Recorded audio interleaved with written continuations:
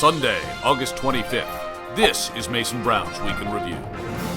Syria has been accused of using chemical weapons in its quest to win its civil war. According to horrified observers, the town of Ghouta now looks almost as bad as Perth Amboy, New Jersey. Despite using the forbidden weaponry, the Syrian government has warned the United States not to intervene militarily. "Don't worry, you don't have oil," said the State Department.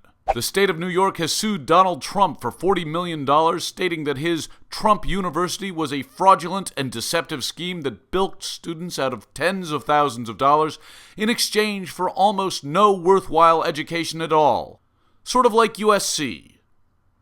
Jason Lee, a 37-year-old managing director at Goldman Sachs, was arrested and charged with raping a 20-year-old girl at a party in the Hamptons.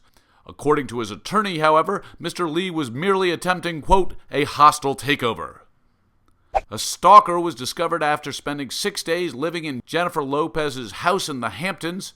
The man remained unnoticed by cleverly concealing himself behind J.Lo's luscious badonkadonk.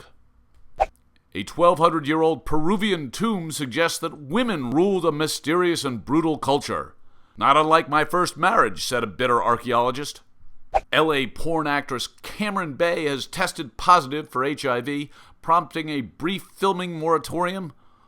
"Oh gosh, if we take time off, how will I remember my lines?" said one performer, shortly before shoving a dick down her throat. WikiLeaker Private First Class Bradley Manning was sentenced to 35 years in prison in Fort Leavenworth. The day after his conviction, Private Manning stated that he wanted gender reassignment surgery to become Chelsea Manning. "Oh, please let that happen," said his cellmate. Microsoft CEO Steve Ballmer announced that he planned to retire this year. According to Mr. Ballmer, quote, "Now I can finally buy a fucking iPhone." And finally, we had a number of contributors write in about this story. A 70-year-old Australian man had to have a 10-centimeter steel fork removed from his penis after a sexual adventure went terribly wrong. According to one doctor, now that is a tiny penis. In the man's defense, it's partially the fork's fault for looking all sexy. The accident does explain why the Chinese prefer chopsticks. According to Australian authority Paul Hogan, "That's not a dick fork, mate.